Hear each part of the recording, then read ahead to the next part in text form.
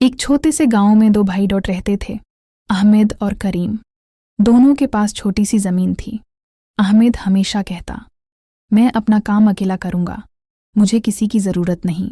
लेकिन करीम कहता, भाई साथ में बरकत होती है, मिलकर काम करेंगे तो अल्लाह और ज़्यादा देगा। एक दिन फासल का वक्त आया। अहमद डॉट ने अकेला मेहनत की, थक गया और उसकी आधी फसल बारिश से खराब हो। करीम ने गाँव वालों के साथ डॉट मिलकर काम किया। सब ने एक दूसरे डॉट की मदद की। जब बारिश आई तो सब ने मिलकर फसल बचाए। आखिर में अहमद ने देखा कि करीम की फसल ज़्यादा और बेहतर डॉट थी। उसने पूछा, ये कैसे हुआ?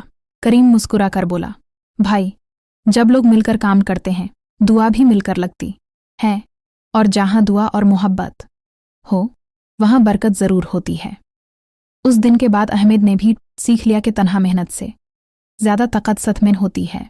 मोल सत रहने, सत काम करने और एक दूसरे की मदद करने डॉट मेन ही असली बरकत है।